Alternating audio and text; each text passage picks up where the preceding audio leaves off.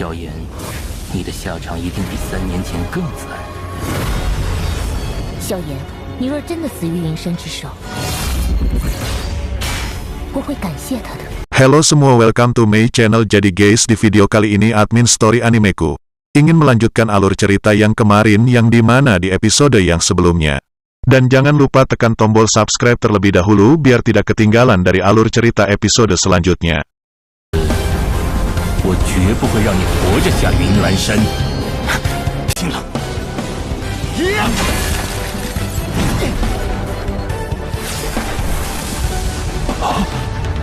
！3年前的恩怨，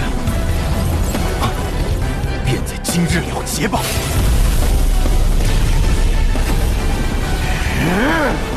Xiaoyan pun mulai menganalisis bagaimanakah kekuatan tiga ketua ini. Tentu saja Xiaoyan akan berhadapan dengan seorang dojong, dia pun harus memerlukan persiapan. Setelah itu Xiaoyan pun langsung mengeluarkan teknik perubahan dokinya, yang langsung membara di tubuhnya. Mungkin kekuatan Xiaoyan ini setara Dohuang bintang 7. Walaupun seperti itu, Xiaoyan tahu kekuatan ini masih belum cukup melawan dojong.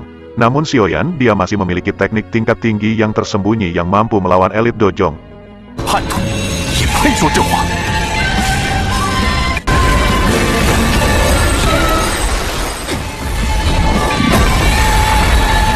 Tiga ketua ini juga dia merasakan lonjakan energi besar yang dikeluarkan oleh Xiaoyan. Namun mental mereka pun tidak turun oleh bocah Dohuang. Ketua Lembah Bulan langsung berkata, jadi ini yang membuat ketua praktisi Yan Alliance begitu sombong. Di saat bersamaan pertarungan besar pun akan dimulai. Xiaoyan akan melawan tiga ketua dari Lembah Bulan.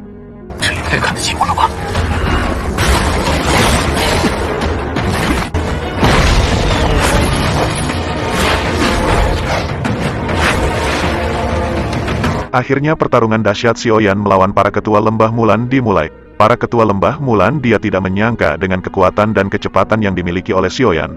Para ketua Lembah Mulan pun langsung mencoba menyerang Xiaoyan. Serangan itu langsung melesat ke arah Xiaoyan. Di sisi lain Xiaoyan langsung mengeluarkan pedang besarnya yang dilapisi oleh doki, yang akhirnya bentrokan dua kekuatan dahsyat pun tidak terhindarkan.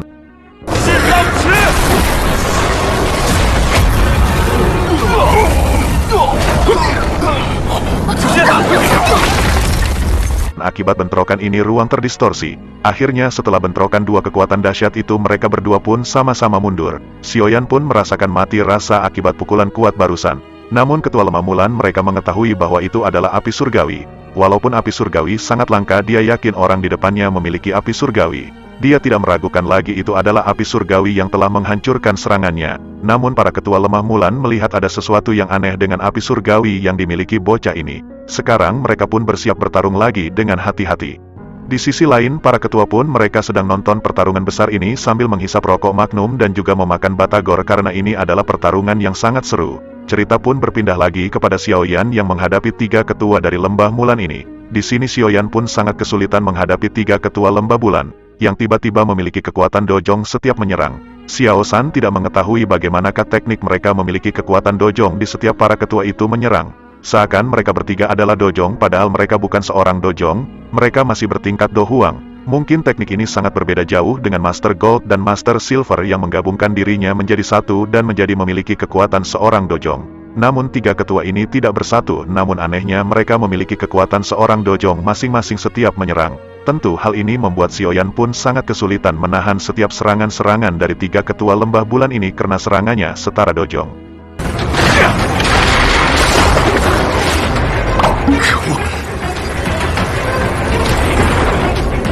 Setelah itu kita pun diperlihatkan lagi pertarungan sengit antara Xiaoyan melawan tiga ketua Lembah Mulan. Xiaoyan pun terus mencari bagaimanakah kelemahan dan bagaimanakah teknik yang membuat tiga ketua itu setiap kali menyerang kekuatannya setara dojong. Sekarang Xiaoyan mencoba menyerang setiap para ketua dari Lembah Mulan ini. Ketika Xiaoyan menyerang setiap para ketua, tiba-tiba ketua tersebut kekuatannya menurun yang awalnya dojong menjadi Dohuang. Xiaoyan mulai paham bagaimanakah cara kerja teknik gabungan mereka, yang ternyata teknik yang mereka gunakan yaitu memindahkan kekuatan dojong itu dengan pikiran.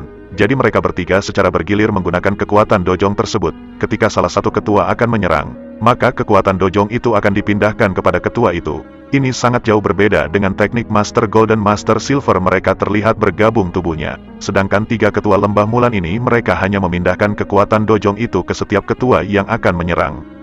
Akhirnya sekarang Xiaoyan pun telah mengetahui bagaimanakah teknik rahasia dari ketua lembah Mulan ini. Mereka sering bergantian meminjamkan kekuatan dojongnya. Di sisi lain para ketua lembah Mulan dia tidak menyangka tekniknya berhasil diketahui oleh Xiaoyan. Tentu saja jika Xiaoyan mengetahui teknik ini mungkin mereka dalam bahaya. Akhirnya pertarungan dahsyat tiga ketua lembah Mulan melawan Xiaoyan pun kembali terjadi. Mereka pun saling baku hantam dan juga saling membalas WhatsApp lagi.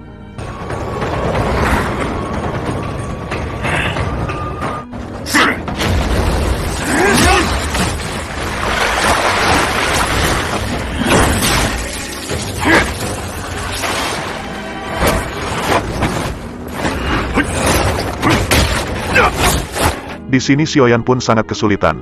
Walaupun dia telah mengetahui teknik yang dipakai ketua lembah Mulan, namun Xiaoyan dia tidak bisa berbuat banyak. Dia pun terus diserang secara bersama-sama, ditambah lagi serangan itu berlevel tingkat dojong. Tentu saja Xiaoyan jika terkena serangan level dojong terus-menerus, dia bisa saja kalah dalam pertarungan ini.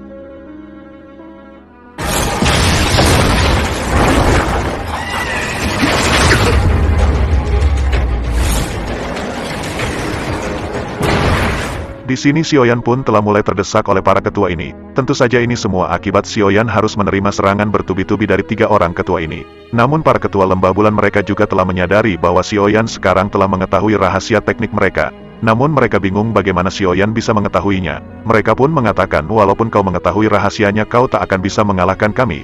Kami mampu memindahkan kekuatan kami hanya dengan pikiran. Cerita pun berpindah kepada Medusa yang melawan Yan Luotian, yang masih bertarung sengit. Di sini Yan Luotian pun sangat terdesak akibat kekuatan Medusa. Dia pun melirik ke arah Xiaoyan yang ternyata belum dikalahkan. Dia pun berteriak kepada tiga ketua lemah Mulan. Mengapa Xiaoyan belum dikalahkan juga? Bukankah dia hanya seorang bocah Do Huang? Tiga ketua dari lembah Mulan itu mengatakan bahwa bocah di depannya bukan bocah Do Huang biasa. Dia sangat sulit untuk dikalahkan. Kemudian cerita pun berpindah lagi kepada tiga ketua lembah Mulan yang melawan Xiaoyan. Sekarang Xiaoyan pun telah bergerak menggunakan teknik 3000 kilat. Yang ternyata teknik 3000 kilat sekarang telah berada di puncaknya. Bahkan akibat teknik ini Xiaoyan mampu membuat bayangan. Cerita pun berpindah kepada Hai Bodong dan para ketua. Mereka pun sangat kagum dengan kecepatan Xiaoyan yang sekarang. Bahkan kecepatan ini belum pernah mereka lihat. Dan begitu pula tiga ketua dari lembah Mulan. Mereka juga sangat kaget dengan kecepatan bocah yang berada di tingkat Do Huang. Xiaoyan dia tahu jika dia terus seperti ini mungkin dia akan kesulitan. Yang pada akhirnya Xiaoyan pun memutuskan untuk menyerang salah satu ketua. Mungkin dengan menghajar salah satu ketua. Teknik yang mereka gunakan tentu saja akan hancur. Karena teknik ini tentu menggunakan tiga orang jika salah satu orang terluka. Pasti teknik ini tidak mampu digunakan lagi. Yang pada akhirnya dengan kecepatan kilat, Xiaoyan pun menyerang salah satu ketua menggunakan teknik Buddha Puritang Lotus. Yang membuat salah satu ketua itu pun harus terbantai terpental jauh.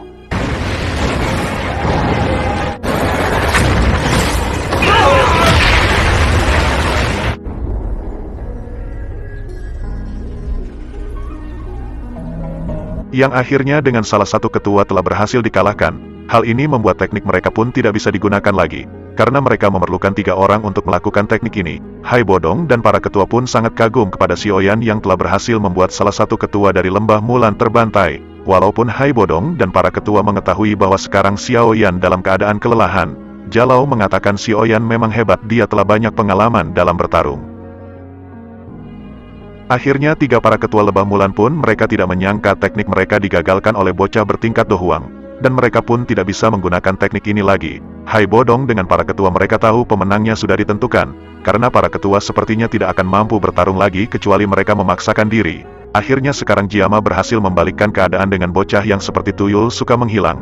Dan sekarang tinggal menentukan pertarungan Medusa melawan ketua Yan Luotian. Setelah Medusa berhasil mengalahkan Yan Luotian, pasti mereka akan mundur dalam perang besar ini. Cerita pun berpindah kepada Medusa yang melawan Yan Luotian. Mereka pun masih bertarung sengit yang pada akhirnya mereka pun menyadari bahwa tiga ketua lembah Mulan mereka telah terdesak. Dan salah satunya telah terkapar. Dia pun mengatakan dengan marah bagaimana bocah Do Huang bisa mengalahkan kalian yang berada di tingkat dojong. Dua ketua lembah Mulan yang masih sadar dia pun tidak bisa berkata-kata, mereka hanya terdiam dengan amarah. Di sisi lain Medusa pun sangat senang melihat Xiaoyan dalam pertempuran besar ini berhasil menang. Medusa berkata dulu dia ingin menghabisi Xiaoyan. Namun sekarang dia tidak menyangka Xiaoyan mampu mengalahkan Dojong. Kekuatan sekarang Xiaoyan dan Medusa sudah semakin dekat. Medusa pun diam-diam dia tersenyum dan mengatakan dalam hatinya, bukankah suami sang ratu Medusa harus lebih kuat dari ratu itu sendiri? Medusa berpikir bahwa Xiaoyan layak suatu saat menjadi suaminya. Anjay, janda mulai jatuh cinta nih, hahaha. 萧炎，记住，你的命。 Kini para ketua lemah bulan pun mereka sangat kaget, karena mereka tidak menyangka teknik yang mereka selalu gunakan berhasil dikalahkan. Ayang Medusa pun dia sangat senang melihat Xiaoyan yang berhasil mengalahkan satu elit dojong. Setelah itu Medusa pun kembali berhadapan dengan Yan Luotian dengan tatapan membunuh, yang akhirnya mereka pun saling baku hantam lagi dan saling membalas WhatsApp. Cerita pun berpindah kepada Xiaoyan. Xiaoyan pun dia sedikit kesal karena dia ternyata tidak mampu berhasil membunuh salah satu ketua itu.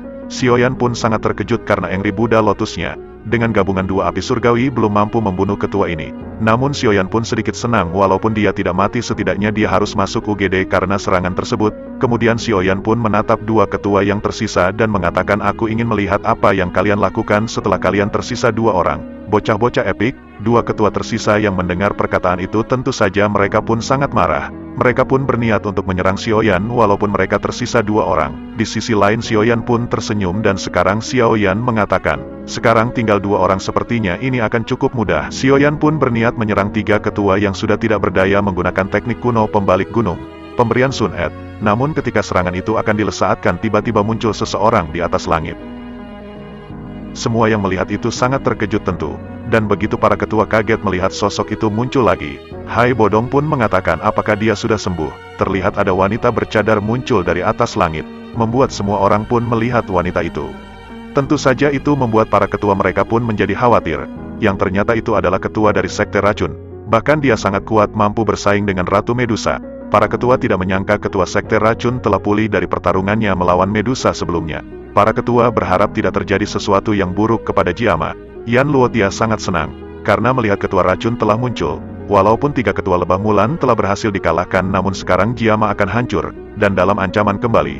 Dengan munculnya ketua Sekte Racun, takdir Jiama akan menuju kehancuran. Medusa yang melihat ketua Sekte Racun muncul kembali, dia pun sangat murka.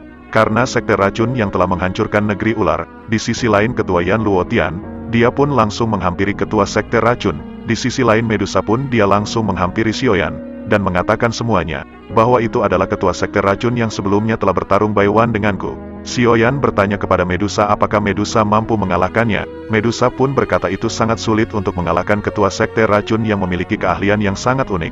Namun jika pertarungan itu berlangsung lama dan mengeluarkan semua kekuatan, mungkin aku ada kesempatan untuk menang. Medusa pun berkata mungkin saat ini aku hanya bisa mampu menahan serangan-serangannya. Xiaoyan berkata jika seperti itu aku akan dengan cepat mengalahkan musuhku dan nanti aku akan membantumu Ayang untuk mengalahkan ketua Sekte Racun. Xiaoyan pun mengatakan Ayang Medusa, sekarang kamu bisa melawan ketua Sekte Racun dan aku akan melawan Yan Luotian. Setelah aku mengalahkan Yan Luotian aku akan membantumu. Medusa pun berkata baiklah. Cerita pun berpindah kepada Yan Luotian, yang mengatakan mengapa kalian bertiga tidak mampu mengalahkan bocah Do Huang itu. Ketua Lebah Mulan mengatakan dia bukan bocah Do Huang biasa, dia memiliki kecepatan tingkat tinggi. Yan Luotian pun meledek para ketua Lembah Mulan ini, kalian tidak layak bertarung dengan para elit dojong. Mendengar hal itu para ketua Lembah Mulan murka dan mengatakan jangan banyak bicara kau. Jika kami ingin, kami bertiga bisa menghancurkan Sekte Angsa Emasmu dengan sekejap mata. Ketua Sekte Racun yang melihat pertengkaran antara mereka dia pun berkata, hei bocah-bocah epik, mengapa kalian malah bertengkar, musuh kita di depan kita? Yang akhirnya ketua Sekte Racun pun berkata kepada dua ketua Lemah Mulan yang tersisa, dan menyuruh mereka mundur karena mereka telah kehilangan kekuatan formasi mereka.